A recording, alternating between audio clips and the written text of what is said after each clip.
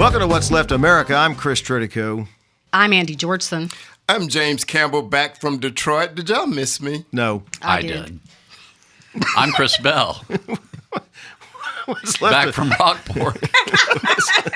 What's Left America is proudly produced by Left Out Media, if we can ever get it on the air, and brought to you by the generosity of our sponsors and friends like the Houston Federation of Teachers, Local 2415, AFL-CIO, Chris Bell, and our new sponsor, Andy. Did you know that we have new sponsors? Stoli Vodka is here with us today and proudly with us, and hopefully someday also our friends just like you. And guess what, Chris? Today is Poppy Massey's birthday. Poppy Massey, our very first friend. Our very first friend and very first sponsor of the show. And without Poppy, we wouldn't be on the air at all. Right. And Happy birthday, Poppy. Happy birthday, Poppy. Thank you. Listen, today on the show, this is very, very important. Ted Cruz announced last week that he has invited President Trump to come to the great state of Texas and campaign for him. And we were lucky.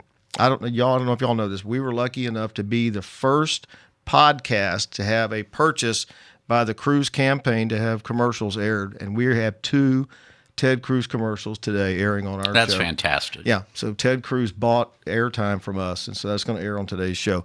Also on the show, and this is great stuff, give me your white and your rich, everyone else stay home, the Trump effect, the VA's new headquarters, and what happened to the government that protected the people, and of course, always out of left field. So let's get started with the show.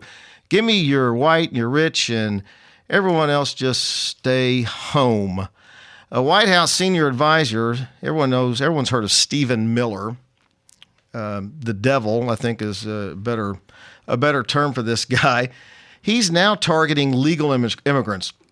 When I saw this story, I couldn't believe it when I saw this story. And the administration is about to make a rule change, which doesn't need congressional approval, to limit the ability of a green card holder to get citizenship if they've ever used social services, including Obamacare, which is the law on how you get health insurance.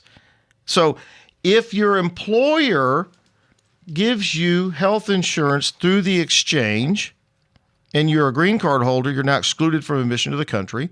Or if you don't have employer-funded health benefits and you have to go on the exchange to buy health benefits, you're going to get excluded from the country under this rule change as a green card holder. I can just see Trump White House officials giving each other high fives when someone came up with the idea to include Obamacare coverage as one of the benefits that could get an immigrant kicked out of the country, because it also undermines universal health care in this country. I'm so offended by this. I almost cussed, and I don't cuss on the air. Y'all do. I don't. Thank you for pointing that out. Chris Bell does. Chris Bell Fuck does. you. I think you speak for all of us when you say. I just find this. Well, look, I just find this completely people in offensive. government used to get together, I think, or I did sometimes, not all the time, but talk about what you could possibly do to make things better. You know, maybe in the city, maybe in the county, depending on where you were governing the state. But I hear something like this, and I just think that the people in the Trump administration get together at the end of the day, have a few drinks, and say, what can we do to further fuck this country up? Yeah, exactly. That's the point. I mean, this is unbelievable. And as you point out, it was the law. Yeah, you were required. That's the only way. You had to have health insurance. It was the only way you could get health insurance. So everyone with a green card is now excluded from the country. Right. And it's still the only way you can get health insurance for so many people. Right, it's crazy. So what I think the Trump administration has done is introduce more disruption into the immigration discussion. And this proposal, I think, is designed to feed into that bigoted narrative and false narrative about immigrants that come into this country. And moreover, I have to go back to my dog whistle piece. And you have people like Laura Ingraham going on Fox and basically saying, that America is looking like a country we didn't vote for and a country we don't want. Right. And I think that feeds into that narrative, and it allows Stephen Miller to do by executive fiat what Congress won't do, and that is do something about immigration. And it's a real shame that there are a group of people in America who basically agree with the Trump immigration policy. But this is not even policy. This is basically executive fiat to change fundamentally rights that people have. I agree with everything you said, except Congress doing something about it. Congress will not do anything about this unless the Democrats win in November. Then you'll see Congress act, not before. I mean, the Republicans have the majority. If they want to do something about immigration, they can, but they won't. They don't act, and then we have the administration that was going nowhere. Well, at least you recognized it. I just wanted to be supportive of Mr. Campbell. At least you recognized it. But Trump is taking care of his in-laws. Yeah, that's right. You read my mind, because I think, let's just take a minute here. Let me interrupt you. I'm going to take a minute here. We have to welcome to America Victor and Malaysia, Melania Trump's parents. Well, I want to welcome them to the country. They are now citizens through chain migration. They'll probably be the last ones to ever get it. But explain what that means. Chain migration is the system where if you get into the country, then you can sponsor your family to come into the country. Didn't somebody used to yell about that all the time? Donald Trump, as a matter of fact, is on a path to ban what he calls chain migration. What other people call the law, he calls chain migration, and says we have to get out of it. Their lawyer actually said, when they were asked about it, their lawyer said that chain migration is a dirtier way of characterizing a bedrock of our immigration process when it comes to family reunification. Melania's spokesperson would not address the issue of how her parents got through the system so quickly and got citizenship quicker than everybody else. Yeah, some people are suggesting there may have been special treatment. I would never say that. I seriously doubt that. You'd have to be a real conspiracy theorist to go there. To suggest at all that Donald Trump, this is great. While Donald Trump was campaigning last November, when he was denouncing chain migration, he said chain migration must end now. Some people come into the country, they bring their whole family with them. Who can truly be evil? Not acceptable. At that time, Melania was sponsoring her parents for citizenship in the same month.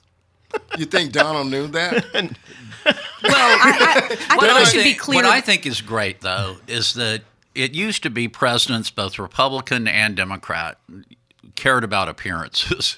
I mean, Ronald Reagan went so far as to have Michael Deaver put masking tape down on the ground to point out where he was supposed to stand, just so they'd have the perfect camera angle. Right. But they go ahead and roll out this great new Stephen Miller idea the same week that her parents were coming in by way of chain migration.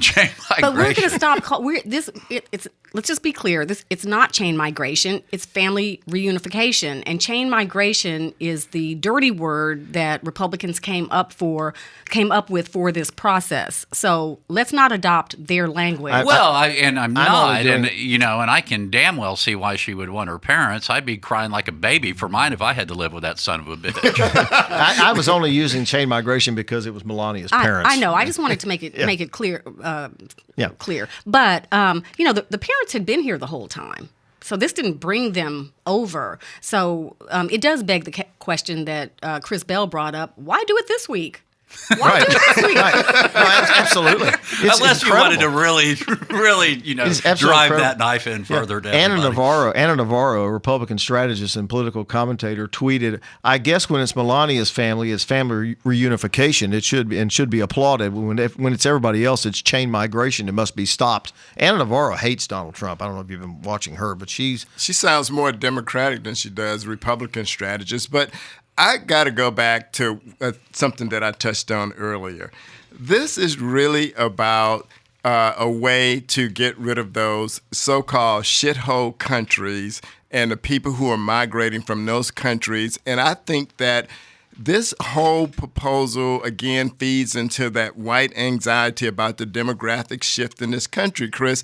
By 2040, the early 2040s, this country will be majority minority. And I think Trump plays to that by doing these things. Like someone like Stephen Miller gets a pass to do these types of things by executive fiat because Congress is so inept, they won't do anything about this, and they should be. And it's a damn shame, I've mixed in my curse word, that, this has been done when Congress is standing by idly, not doing anything. Republicans. Now that Chris Bell is back from fixing himself a fresh Another martini. nice glass of Stoli. Let's see what he has to say. Stoli. When you're thirsty, go to Stoli. All right, let me just talk about one other thing while we're on this. Gloria Barrera is a case study in inhumanity. Gloria Barrera, I found this story yesterday. Gloria Barrera is measuring her life in months, and that's because that's how much time she has left to live. She's an ovarian cancer patient. She's been here since 1984. She was arrested for $150 shoplifting in 2013, lost her residency status, and has been deported. Her entire family gets to stay here. She has to go back to Mexico to die. Well, we've said it repeatedly on this podcast that they have no shame. Look, if you're willing to divide families like they were willing to do for political purposes, then there is no line to be drawn. They'll do whatever. And reading this story just brings tears to your eyes. Yeah. It accomplishes absolutely nothing, but they're still willing to go forward for with 3 it. months. And the story also pointed out that this is routine now. They won't let anyone stay here for humanitarian reasons. And this is the United States of America. She's got 3 or 4 months to live, for crying out loud. What difference does it make? So there was a Vanity Fair story published recently that talked about Stephen Miller. And it basically said Miller himself is reportedly happy with how things are going, which led one fellow staffer to equate his behavior to that of Nazi SS, saying Stephen actually enjoys seeing those pictures at the border. And I think that's... And you used not to be able to say anything like that. If you ever threw out Nazi as a criticism, The discussion was over.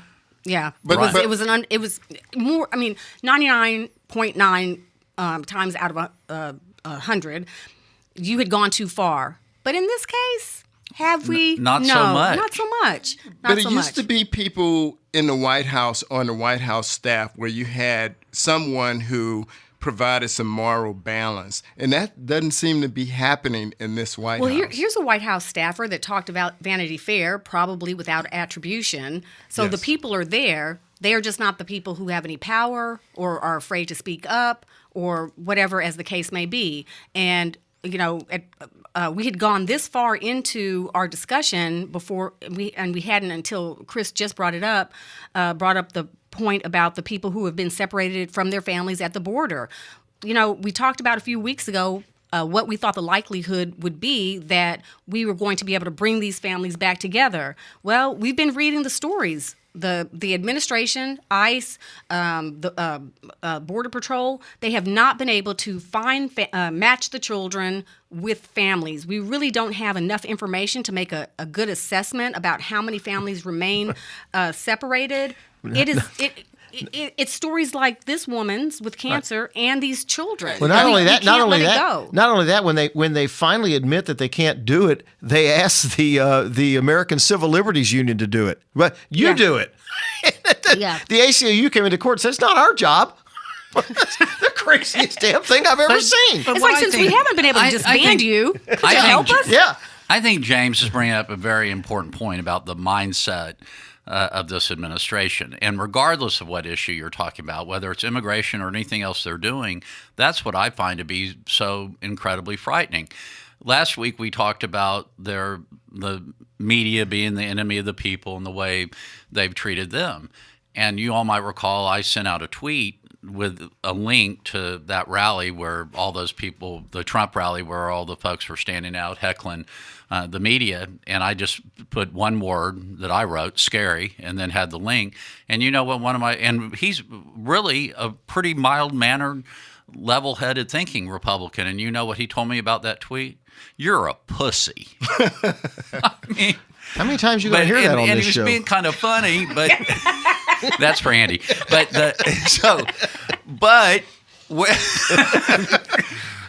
that's the mindset now. You send something like that out, and you're a pussy. And that's okay. That happens all the time, though. You know, if you challenge them, you challenge the other side. They call you words like that instead of engaging. And having a Too discussion. much of that Stoli. That's right. Instead of engaging or having a discussion, it goes straight down to the base, and we're just going to attack every time. Every time. We're going to talk about at some point about going high and going low. Isn't that Today. one of the things we're supposed to talk That's about? in here today. Okay, then I'll save That's my in here discussion. today. All right, that's about enough of that. We're going to move on. But before we move on, we're going to go to this. I'm Donald J. Trump, your favorite president. I'm the only president in American history who has single-handedly ended illegal immigration, ended the country's racial divide, ended the trade deficit. Women love me. Men respect me. Queen Elizabeth waits for me. Oh yeah, I forgot. I'm here today to talk to you about a senator I really think I need. Lying Ted. That's right. I can't be the only one around here lying all the time. I need Ted Cruz here in Washington lying right along with me. Help me keep Lying Ted at the top of Washington's wish list. Vote for Lying Ted Cruz. I'm Lying Ted Cruz, and I approve this message. Item number 2. Here we go. The Trump effect. President Trump claims that he was the one who turned around the Ohio special election for Troy Balderson, who, after all the provisional ballots and mail-in ballots are counted, should win with less than 1% of that special election in Ohio, that Trump won that by 11 points. I don't know if I would be claiming a huge victory there. Yeah, he did him a hell of a favor. A seat that's been in Republican hands for over 30 years. Yeah, over 30 years now, and that Tiberi won by like 17 points or something the last time around, and was not even on anyone's chart of an endangered Republican seat. And he has to come in to do a rally to give him a squeaker. What it hasn't even been declared yet, but we think it'll be declared as of Sunday. I don't know. I think I want to look at it from the point of view of the Democrat, Danny O'Connor. Actually, Balderson started out just running the typical campaign that he always ran. With I think in the first commercials, the only thing that he mentioned that was border security. I think he brought up immigration. That was a new one. But Danny O'Connor came out swinging, the Democrat. Right. And this is making me think that maybe I have been too pessimistic. And when Balderson came out with just like, I am a lefty, basically, a campaign approach, then Balderson had to come back with, of course, the usual Trump-like campaign. So I don't know. If Donald Trump coming down here to help him, that was after he started struggling in the water. Right. No, he was sinking, and they had to do something. But then this will be a do-over in November. This was a special election because Tiberi gave up the seat. So whether it's pretty doubtful, and it's just extraordinary to claim this as any kind of victory from the White House. Yeah, they're horrified. They see what's going on. The Republicans spent $5 million on this special election to win by less than 2,000 votes. I mean, this is incredible. They should have kicked the crap out of it. But it was an important race that they must hold on to this seat, and it could be a litmus test for other Republican races. But the Republicans who are running in these tight races have a political calculus to consider, and that's whether to run with Donald Trump or run away from him. And that's something that they're going to have to figure out. And Trump has a big enough ego to think, Chris Tritico, that I have to be in these races to raise money so I can be better than George Bush and better than Barack Obama did in midterm. He wants to prove a point here. But you really are going to have to think back to the midterm of Bill Clinton's first Right. term to see anything Close to this. comparable to this. And the problem, the mistake people always make in politics is running last year's race or the race from 2 years ago. And anyone who's using that playbook right now is going to be so very wrong, because it's just a whole new day out there. Yep. And you have this inflamed left that is just incredibly engaged, and you have this all these disaffected Republicans and just a huge mess on their hands. But that's the very reason why Trump is showing up, to energize that disengaged Republican party and base, and the Republicans have to decide whether they're going to run with this guy, run away from him. But I think that he's lost. not. It's not working. Yeah, he lost 11 points. I mean, he's gonna win by less than 1%. But you he saw had, where his engagement in races in South Carolina and Georgia won. So he is a factor in some races, and I think that's something we have to consider. We underestimated the Trump effect during the presidential There's no campaign. question about that, but I don't think that you can give him these huge victories in places that the Republicans haven't lost in 30 years. And that's not fair. And a lot of that was due to the more traditional Republican folks sticking with him too, just because they couldn't stand to vote Democratic. But a lot of those people, I think, are gone and are now declaring themselves to be I'm just independent. glad to be back so I could have y'all disagree with me. I have another point to make. Go ahead. I'm sorry. No, it's okay.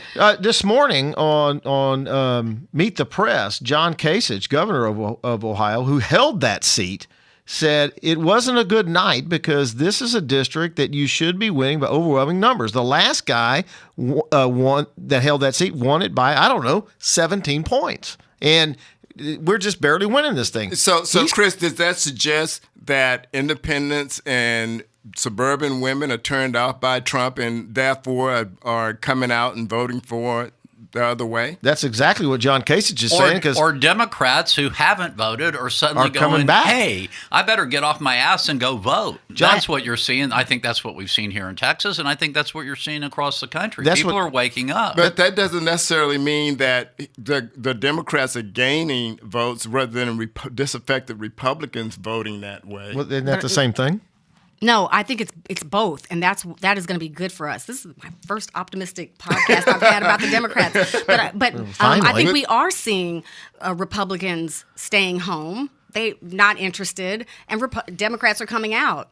That's awesome. I still think the Democrats are not decided on what a message is going to be. Right. No, I don't think so either.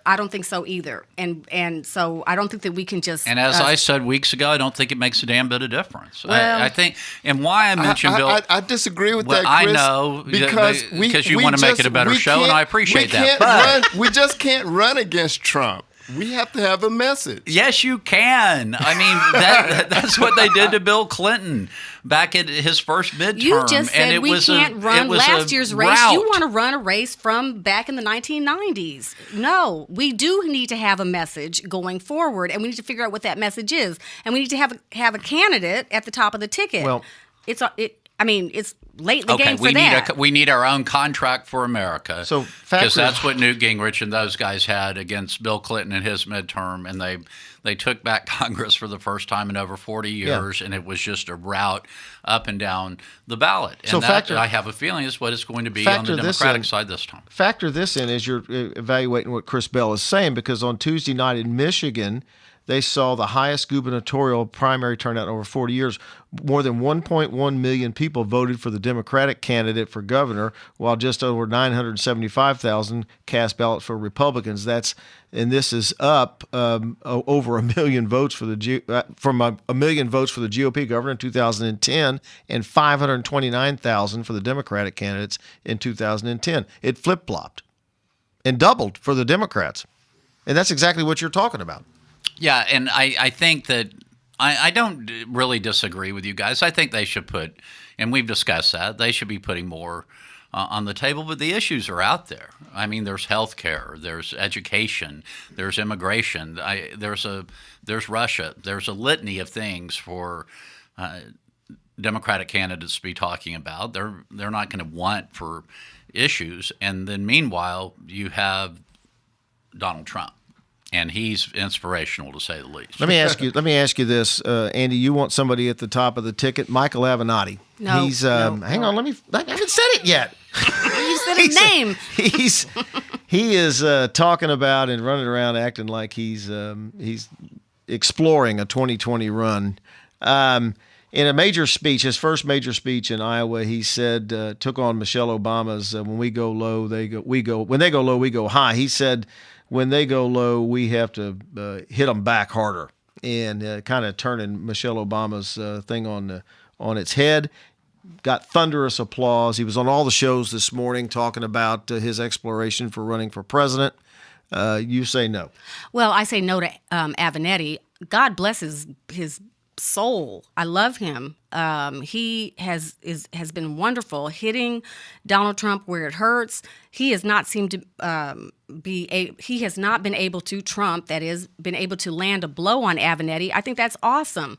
I know why he got thunderous applause for when they go low, we hit back harder. I think there is a deep longing amongst Democrats, amongst left of center people, for us to swing back at this horrible mob on the right that we're dealing with. I totally get that. I think that Michelle Obama is right. When they go low, we go high. Well, you know what? Let's hit them back hard as we take the high road. We can hit them back hard without getting into dirty tricks and I don't even horrible- know if the Obamas would agree with that anymore. Right. President Obama came out this week swinging. Well, agree with talking what? about- I'm saying hit back hard. Just hit use back a pillow. hard, but you can't hit back hard with a pillow. You hit back hard, but you hit back with not with fake news, not with rallies full of rabid supporters, but with an actual message to help people with the things that they need in their lives, which affordable college, a way to get out from under college debt, health care for everyone, a living wage, closing the income inequality gap. Those are things that people who have missed the boat on this economic solid economic foundation that we have right now, they're getting ahead. And I think those are the things that people need. So let's hit them back hard with facts. Can Avenatti be the 2020? I don't think so. I think that Elizabeth Warren would make a great candidate. I think that Andy's right in a sense that I don't think we need to get in that mud with them with tit for tat kind of attacks. I think the thing that Democrats are waiting to hear are policies and messages that really energize and engage them. Trump is the catalyst now just because he is so disliked by the Democratic Party. But we have to have candidates with clear messages that really speak to the people and resonate with them, not, getting into a sandbox fight with Republican candidates. We need to differentiate ourselves with policy initiatives like health care, like Family Leave Act. Y'all talked last week about a proposal offered up by Marco Rubio. Why can't we talk about those types of things that engage Democrats where they are?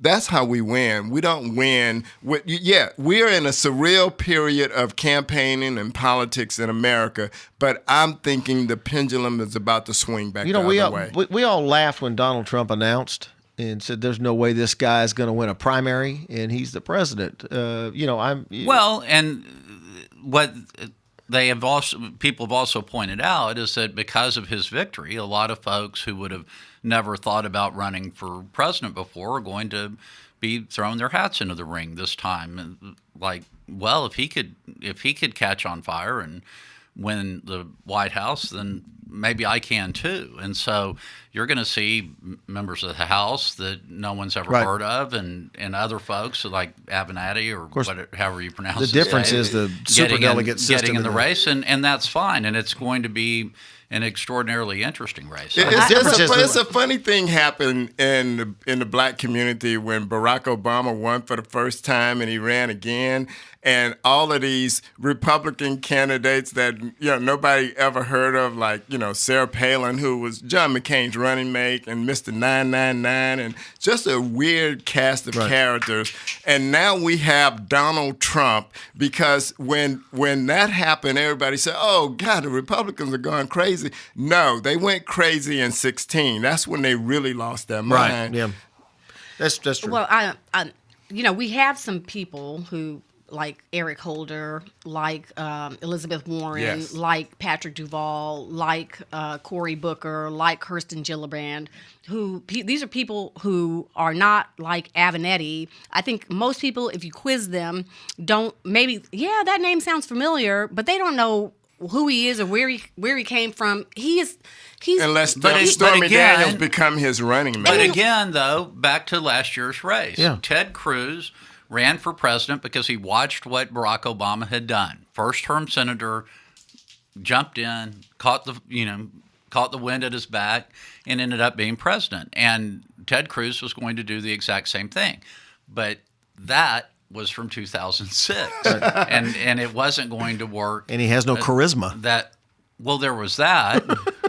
There was that problem. I think Andy calls it odious. And since nobody really uses that word anymore, my wife said, "What is odious?" It's And I Ted said, Cruz. Did you show her a then- picture of then Ted we Cruz? she looked it up and go, "Oh, that's really not good at all." Well, okay, so but who we don't need is Joe Biden. I don't think the country, I don't think Democrats need another Biden, another Clinton, another Kennedy.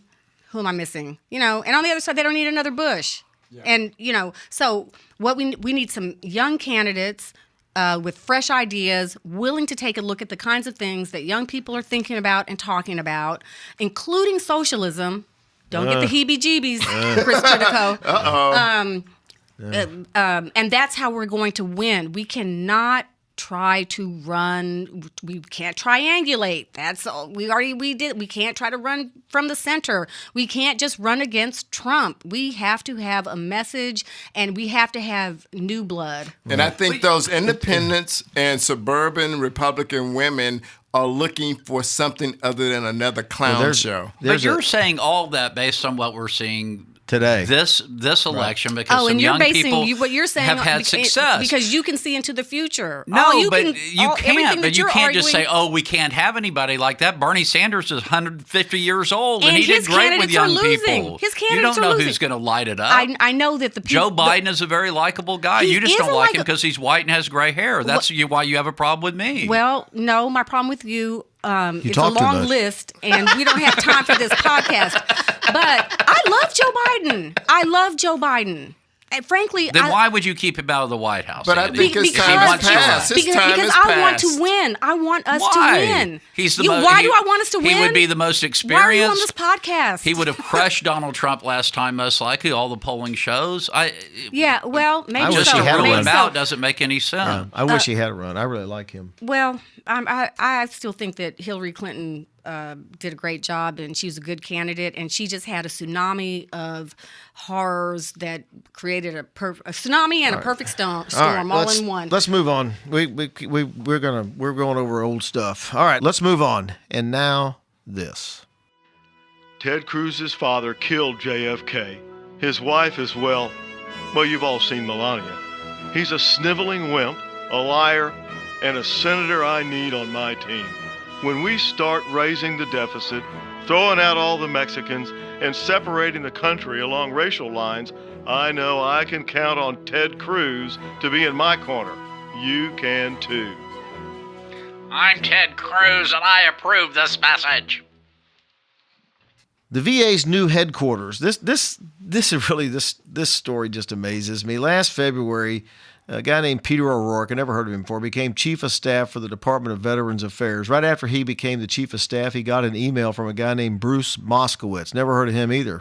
You probably never heard of him either because he doesn't work for the government. He works as a doctor in Florida. Guess where? Right around Mar-a-Lago, because he and two of his buddies are all members at Mar-a-Lago. Bruce Moskowitz, Ike Perlmutter, reclusive chairman of Marvel Entertainment, and Mark Sherman, a lawyer down there.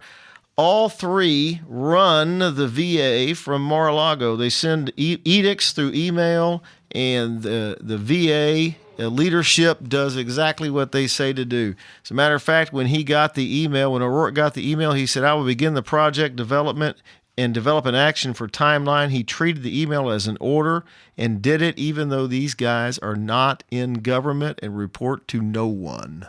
I'm amazed, I'm stunned, and I'm offended.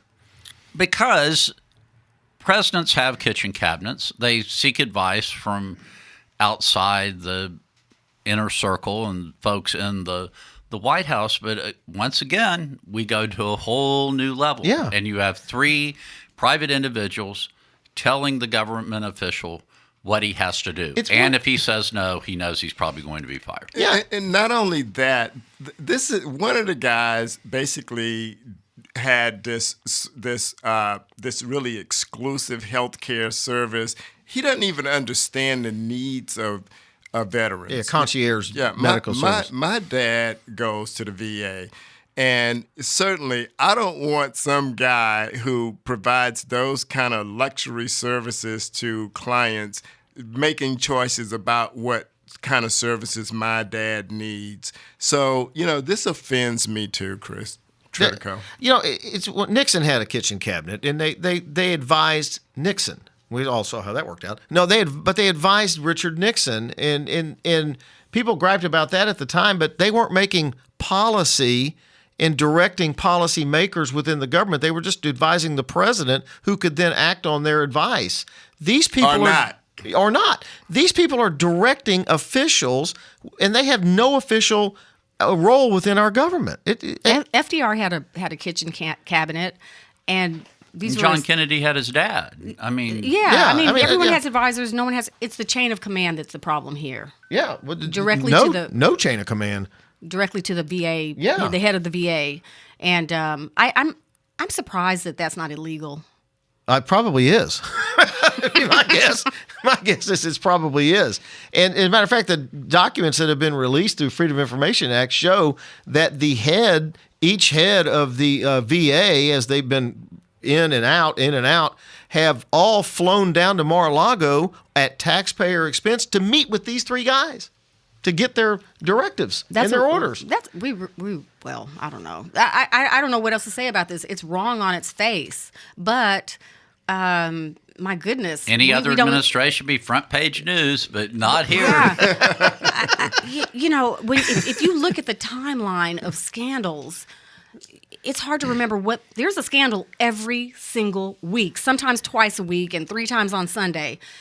And we can't remember all of them. This doesn't even make scandal like news. No, it's a sidebar. It's like that a mock-up of a front page that you've seen where it's like so-and-so retires, and then another story, friends in the newsroom say this person's a great person, and the whole front cover is and then at the bottom, in a little corner, see page A28 for peace in the Middle East. But yet the real scandal is Congress is not even asking one question about this to the head of the VA, and that I go back to one of my main points. When you say Congress, you mean the Democrats, because clearly the Republicans are not going to ask. Well, how could they possibly pay attention to this with everything else going on? I was going to say the Democrats have their hands full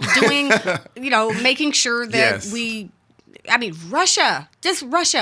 Yes. Russia, that's a full-time job. Well, and that was one of the most hilarious things that Barack Obama said in the speech about the Republicans used to criticize him constantly for being willing to talk to the Russians. Right. And then he said, now Trump has this bromance going on with Vladimir Putin, and they just think that's fine. And it's incredible. And do you remember when Barack Obama suggested that he would meet with Kim Jong-il at the time, and they acted like it was treason? And Trump does it, and it's the greatest thing. It's fantastic. ever. He said he talked to Iran without preconditions, Preconditions. and that their heads exploded. And too bad they didn't explode for real. The lack of accountability, is causing setbacks for this country that we won't get over. But what they're doing to the VA here is, to get back to where we were, what they're doing to the VA here is stunning. The way this is happening, and you're right, James. Congress is asleep at the wheel on this, as they have been with the Congress is asleep at the wheel of the VA for 30 years anyway, and that's why it's in such a mess. But to watch this happen, to have three guys who never served in the military, have never served in the United States government, have these guys down at Mar-a-Lago sipping mint juleps, whatever the hell they drink down there, making policy for all of the members of the United States military service. Directing this policy from Mar-a-Lago is disgusting and horrible. And I think you're giving them a little too much Southern class, suggesting they're drinking mint juleps. But class is not the first problem thing I too. think of. VA is the only access to health care for Veterans. Many hundreds of thousands of veterans. Of individuals, and I think it takes months to get an appointment sometime. James, you might know It better. depends. With My your, dad, too. It depends. With your dad. But Right. it can take a really long time. It's not been a well-run department, and bringing three private individuals in that nobody knows about with no transparency whatsoever just doesn't seem a very bright way to fix it. Especially if the advice they're giving becomes policy. Yeah, well, and it is. who would have guessed? clearly. Who would have guessed the Trump administration has a lack of transparency issue? I'm stunned. Yeah, it is shocking. I'm stunned at that. It's amazing. So speaking of lack of transparency, That's why we have Stoli as a sponsor. Speaking of a lack of transparency issue, let's talk about our last topic today. What happened to a government that protected people? Education Secretary Betsy DeVos, man, this woman is amazing. Just set aside her $40 million yacht that's sitting in Lake Michigan that is flagged in a foreign country so she doesn't have to pay taxes in the United States on it. We're not even going to talk about that. Last week, she moved to scrap a regulation that the Obama administration put in that forced for-profit colleges to prove that students who attended there were able to obtain a decent paying job when they got out of that school. If they couldn't, they were not allowed to get federal funds. She threw that out. And any of these for-profit colleges can now go back into business. Students can enroll. The students get federally funded loans that they can never get out of. You cannot file bankruptcy and get out of a student loan and you may not be able to get a job because you've gone to some scam school and you can't get a job at the end of it. And she dumped that program and is going to allow these schools back in business. That's My question crap. is, yes, it is crap. My question is, what is the purpose of removing that consumer safeguard? I can tell you exactly what the purpose is. Obama put it in. It has to go. That's the purpose. Yeah, I agree with that. I've been kind of on a mission about these for-profit schools since I left the Chronicle. I can't stand them. Before I left the Chronicle, and one of the things that, and you can't lump every last one of them. No, there are some good ones. Yeah, but that's the reason that you need to have Right. this. There are some that are legitimate and do well, but there are some that are in it for the money. But the crime, Chris, is that the things that they offer and say to these potential students, and then they go, don't worry about it. We can get you a federal loan. Right. But what they don't tell them is that we can't guarantee you that you will have a really good paying job when you finish this program. I thought that's how they got him to enroll to begin with. That's the bait and switch, and at the end of this thing, Chris, and I know people personally who have gone to these schools, and at the end of it was straddled with big time loans and did not have a job, and that's the sad part about it. And you're exactly right. It's terrible. Well, God forbid you get behind on your loan payments, because then the way they charge interest on these, they compound it in such a way that you will never get out from under. Not only you never get out from under it, you can't. Like I said, you can't file bankruptcy, so you can never get rid of it. I It never goes represented away. a man who called me and I said I'd do it pro bono. I just felt so sorry for him. Felt there must be some kind of humanitarian case you could make, and he had borrowed a minuscule amount of money back in the 80s, Right. and now he was looking at $60,000-$70,000 in debt, and it was crazy. And the federal judge just looked at me and said, "Sorry, it's the government's money." But Betsy DeVos has a history of this with bad charter schools, and now with these for-profit colleges, and it basically, she doesn't ask for any accountability. The Obama rule was to bring accountability to these for-profit schools. I think when the movie is made in the future, Betsy DeVos and Stephen Miller are going to end up together. It's the Trump administration putting business ahead of the people. That's really what it's all about. You're actually making that suggestion. Yeah, and here's the proof. Last year, she named the head of this program the former a guy named Julian Schmoke. I don't know how to say it. Schmuck. He is the former dean of the for-profit school DeVry University to lead the enforcement activities at the federal student aid program. Now, in 2016, DeVry settled a lawsuit with the government over a claim that it misled students with false job placements and went out of business. That is and that's the guy she put in charge of enforcement of federal aid and student activities. She probably thinks, well, he's learned from his mistakes. But you know what? I'm gonna bring up something that's slightly different, but I think this is also a problem with schools that are open admission schools, because on the one hand, it's great to have an open admission school. Anyone who wants to go to college can go to college as long as they have a high school diploma or GED. But what happens if there's not support? The kids will take out loans to pay their tuition and their room and board, and then if they flunk out, they don't have a degree and they're stuck with the repayment of the loans, right, which we all agree is a pretty daunting position to be in. So I think that this the rule requiring statements about how effective your degree will be if you finish is a good rule for all colleges and universities. Right. Well, I would agree with that, but I would have a slight disagreement because I believe in open admission schools. I'm not saying anything about there should not be open admission schools. I just think that open admission, highly competitive, for-profit, not-for-profit, everyone should give students more information about what they can expect in the job market once they've completed their degree. You mean and like it probably should be by degree. Right, like I got my degree in political science. Somebody should have told me that if you don't get into law school, son, this is going to suck. Well, I agree that kids, any kid going to college, making a choice about an open admission college or a for-profit college should have more information. But I think traditionally open admission colleges, for instance, a Texas Southern in Texas, basically has a mission that was, basically abdicated by majority white colleges. And so I think that you have some kids who went to open admission colleges and did very well and kind of knew all the consequences that were attached to it.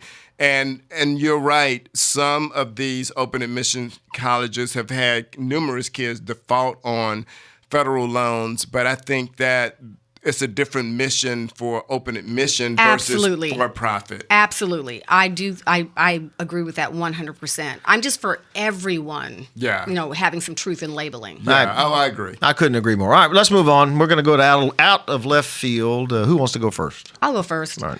So I have a neighbor, wonderful family, 5 kids.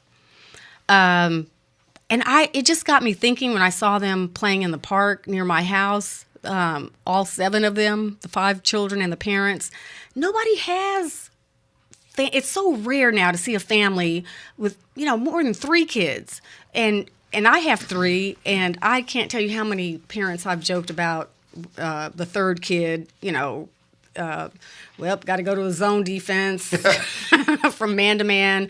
That baby was a surprise. I'm not saying that that's what happened in my case. But anyway, I remember when they moved in, and I thought, this must be a blended family. Why was I thinking that at all?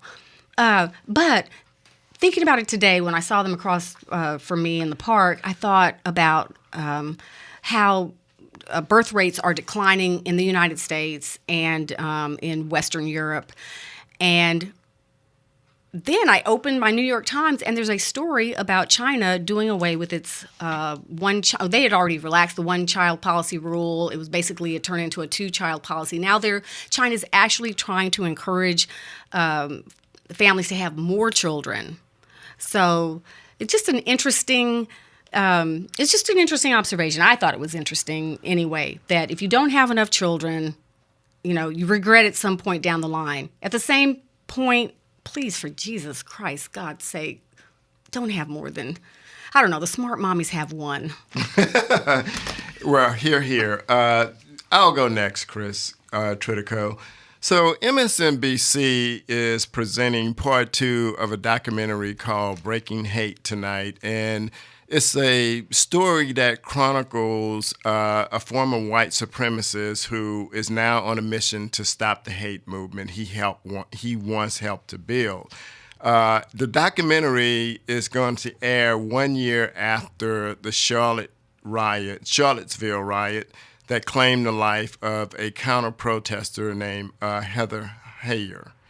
And so I say that to say I've often wondered, how do you stop hate, the fear of others, and the downright ignorance about people who are different from us? We can't do it through legislation, we know that. But we can do it one conversation, one conversion, one heart at a time. In this time when hate crimes in America's top 10 cities are up, we need to have those conversations that are long overdue about how do we break hate. You want to go or you want me to go? No, I'll go. Right. I want to share my favorite story of the week.